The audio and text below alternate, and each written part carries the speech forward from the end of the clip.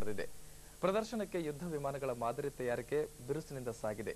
ಈ ಕುರಿತು ನಮ್ಮ ವರದಿಗಾರ ಮಂಜುನಾಥ್ ನಾಯಕ್ ನೀಡಿರುವ ಒಂದು ವರದಿ. America, England, Russia, France, Israel, Germany ಸಹಿತ 30 ದೇಶಗಳ 325ಕ್ಕೂ ಅಧಿಕ ವಿಮಾನಯಾನ ಕಂಪನಿಗಳು ಏರೋ ಇಂಡಿಯಾ ಕಾರ್ಯಕ್ರಮದಲ್ಲಿ ಭಾಗವಹಿಸಲಿದ್ದು, ಭಾರತ ಅಂತಾರಾಷ್ಟ್ರೀಯ ಮಾರುಕಟ್ಟೆಯಲ್ಲಿ ತೀವ್ರ ಸ್ಪರ್ಧೆ ನೀಡಲು ಸಜ್ಜಾಗಿದೆ. ಭಾರತವು ಇತ್ತೀಚೆಗೆ ನಿರ್ಮಿಸಿದ ತೇಜಸ್ ಯುದ್ಧ ವಿಮಾನವನ್ನು ಪ್ರದರ್ಶಿಸಲಿದೆ.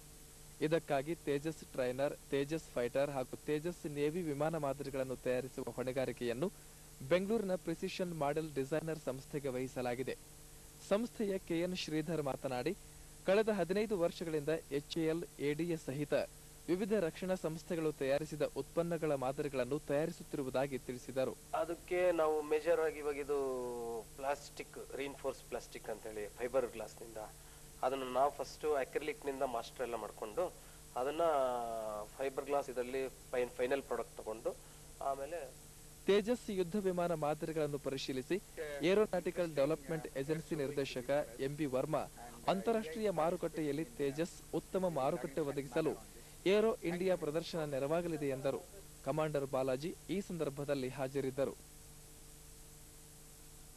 ರಾಜ್ಯದ ಎಲ್ಲ ವಿಧಾನಸಭಾ ಕ್ಷೇತ್ರಗಳಲ್ಲಿ ಉಚಿತ ಆರೋಗ್ಯ ಮೇಳಗಳನ್ನು ಆಯೋಜಿಸುವ ಮೂಲಕ ಗ್ರಾಮೀಣ ಜನತೆಗೆ